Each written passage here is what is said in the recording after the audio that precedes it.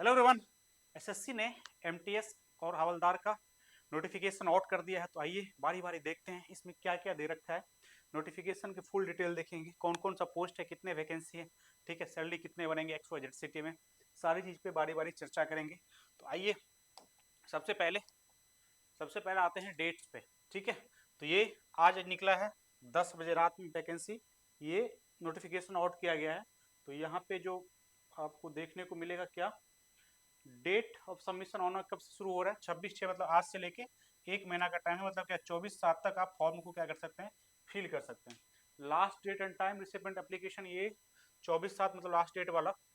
और depend application schedule of कहाँ exam जो होगा, इसका 20 सितंबर से लेके और 24 अक्टूबर तक एग्जाम शेड्यूल है। और एसएससी में जो शेड्यूल है वो एग्जाम अपना टाइम पे लेगा, इसका पोस्टपोन होने की चांसेस बहुत कम हो रही है। ठीक है, अब यहाँ पे ये तो टोल फ्री नंबर जो इशू आएगा आपको उसमें देखेंगे। ठीक है, चलिए अब आगे देखते हैं क्या क्या है इसमें।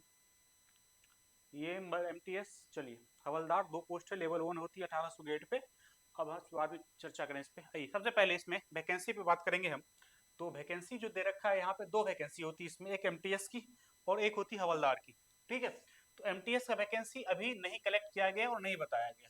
वैकेंसी बीइंग कलेक्टेड मतलब कलेक्ट किया जा रहा है, आपको बताया जाएगा। डन है। हवलदार एंड सीबीएसई एंड सीबीएन में कितना, 1075, मतलब मान के चलिए 1100 पोस्ट आपकी वैकेंसी है। ये बढ़ेगी घटेगी नहीं, ये बात की गारंटी है। ठीक है, रिजर्वेशन एज पर रूल आपको जो मिलता है वो मिलेगा। और इसका वैकेंसी, एमटीएस का वैकेंसी बाद में बताएगा वो। ठीक है, चलिए।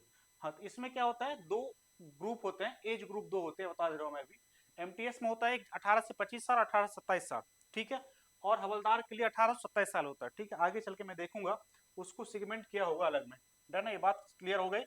एज ग्रुप लेके 1825 और 18 से 27 एमटीएस में भी होता है, हवलदार में केवल 18 से 27 होता है।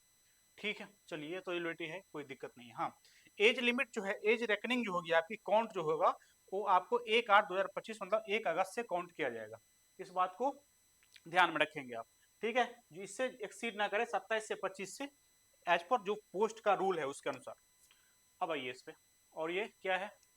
हाँ, ये देखिए, ये अभी मैं बताया था, जो यहाँ पे 2 होता है एज ग्रुप, यहाँ पे 18 से 25 और 18 से 27, जो हवलदार के लिए है। और एमटी 18 से 25 किसके लिए था कैंडिडेट, वन बिफोर इतना। हाँ, अच्छा अच्छा, वो तो ये है। 18, 2 एज ग्रुप होता है, ये बताया मैंने किसके लिए, एमटीएस के लिए दोनों एज ग्रुप है, 18 से 25, 18 से 27। मतलब कुछ पोस्ट के लिए 18 से 25 है और कुछ के लिए 18 से 27 है। हवलदार के लिए सारे पोस्ट के लिए 18 से 27 है। डन है, चलिए अब आगे आइए। अब आगे इसमें कुछ है, नहीं इसमें कुछ ऐसा नहीं है बताने लायक। इसमें देखते हैं एज रिलैक्सेशन जो मिलता है वो मिलेगा आपको। इसमें भी कुछ नहीं है, इसमें भी कुछ नहीं है। अरे अच्छा अच्छा अच्छा अच्छा अच्छा। चलिए इसमें भी नहीं कुछ है। अब चलिए इसमें भी नहीं कुछ है। इसमें इसेंशियल क्वालिफिकेशन, हाँ, एक इसेंशियल क्वालिफिकेशन क्या है, 10th पास रहेगा आपका। ठीक है, और उसका भी जो है सर्टिफिकेट आपका क्वालिफिकेशन कब तक आ जाना चाहिए, 1/8/2025 से। जो एज का है ये यहाँ पे भी दे रखा है। ठीक, चलिए अब यहाँ पे, हाँ, यहाँ पे क्या लिखा है, it is written that the result of the required education qualification must have been declared by the board by the specific date, मेरे processing of the result of the board of the crucial cut off date, वो जो दे रखा है मैं, वो जो बताया वही डेट है। डन है। हाउ टू अप्लाई, ये तो नॉर्मल जाकर रजिस्ट्रेशन होगा वहाँ पे अप्लाई हो जाएगा। ठीक है, चलिए ये बात नहीं है कुछ। अप्लीकेशन फी देख लेते हैं हम। अप्लीकेशन फी क्या दे रखा है, अप्लीकेशन फी पीएल 100 रुपया। ठीक है, 100 women candidate and candidate belong to schedule caste SC ST person with benchmark disability PW BD and ex serviceman reservation exempted fee, मतलब इसको फी नहीं लगेगा इतना को। ठीक है, बात जितना मैं बताया, और उसके अलावा जितना भी है उनको आपको 100 रुपया लगेगा। ठीक है, fee can be paid only through online payment जो है, online fee can paid candidate up to कितना, 25/7 तक। ठीक है, एक दिन बाद, क्लोज होने के एक दिन बाद तक पे कर सकते हैं आप। और टू, ये तो ठीक है। चलिए अब यहाँ पे देखिए, आपका एग्जाम सेंटर का लिस्ट दे रखा है, आपका 3 सेंटर मांगा जाएगा, जिसमें आप क्या करेंगे, आप 3 फिल करेंगे और उसमें से आपको मैक्सिमम चांस रहता है वो आपको सेंटर दे देगा। ठीक है, चलिए ये देख लेंगे आप। अब आगे, ये वही सेंटर है, सेंटर है। हाँ, स्कीम ऑफ एग्जामिनेशन जानना बहुत जरूरी है इसमें, इसको प्रॉपर से देखिए। ठीक है, चलिए सबसे पहले देखिए, यहाँ पे टायर 1 में एग्जाम होगा एमटीएस के लिए, और रिजल्ट आ जाएगा, फाइनल रिजल्ट आपका हो जाएगा। बट वहीं पे हवलदार के लिए आपका फिजिकल एफिशिएंसी टेस्ट भी होगी, उसके बारे में मैं बताऊंगा। सबसे पहले यहाँ पे ये देखिए, जो यहाँ पे जो टायर 1 होगा जिसपे आपकी सिलेक्शन होगी वो क्या होता है। इसमें सबसे पहले 2 सेक्शन होते हैं। पहला सेक्शन मैथ और रीजनिंग होती है, जिसमें आपको 20 क्वेश्चन पूछे जाएगा और 60 नंबर का रहेगा।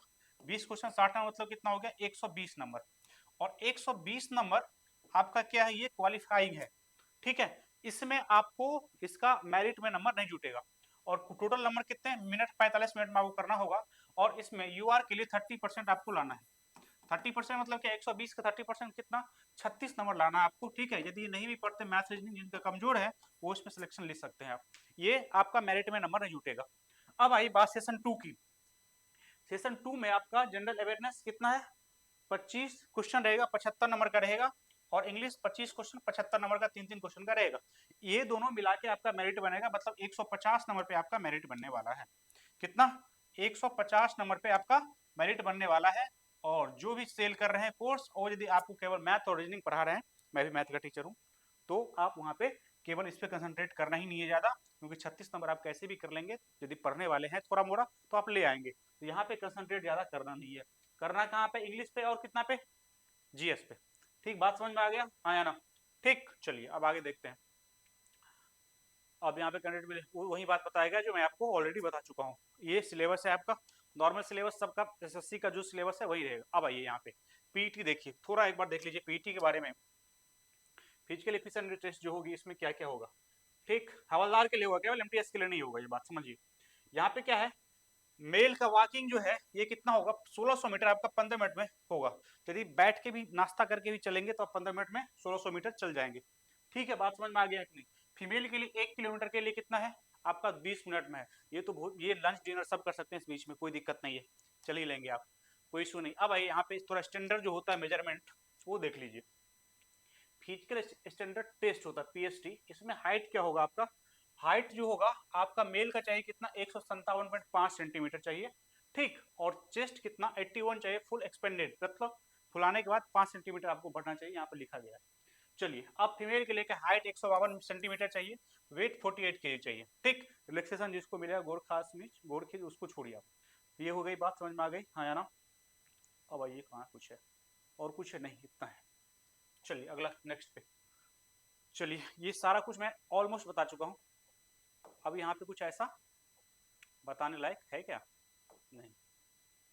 मोड ऑफ सिलेक्शन तो बता ही दिया मैं, ठीक है। 30% ओबीसी सेशन 1 की बात कर रहा हूँ, वहाँ पे जो बता रहा था मैं 30% लाना है। उसमें जैसे यूआर को 30%, ओबीसी और ईडब्ल्यूएस को 25% लाना है, ठीक है। सेशन 1 में बात कर रहे हैं, ठीक। ऑल अदर का 20% लाना है, डन है। और तो मैं सारा बात बता ही चुका हूँ आपको प्रॉपर, ठीक ठीक ठीक ठीक ठीक ठीक ठीक ठीक ठीक, हाँ। चलिए और कुछ, और कुछ खास है, नहीं है, कुछ खास नहीं है। बात समझ में आ गया, तो मैं सारा कुछ आपको जहाँ पे आपको बता चुका हूँ, तो प्रॉपर देखिए और फॉर्म इसको फिल करिए। और इसको थोड़ा इजी मत लें, जो एमटीएस है तो निकल जाएगी, ठीक है। जिसका सीजीएल निकलता है उसका भी एमटीएस नहीं निकला रहता है। बात समझ में आ रहा है कि नहीं, इसीलिए इसको थोड़ा इजी बना लें, जो पहले से एमटीएस का एग्जाम निकाल लेते हैं फिर सीजीएल की तैयारी करेंगे, नाम लाना, ऐसा गलती ना करें, इसको थोड़ा इजी बना लें। एग्जाम बढ़िया है और इसमें एफर्ट लगते हैं, तो लगाइए और मन लगा के निकालिए, ठीक है। Thank you very much.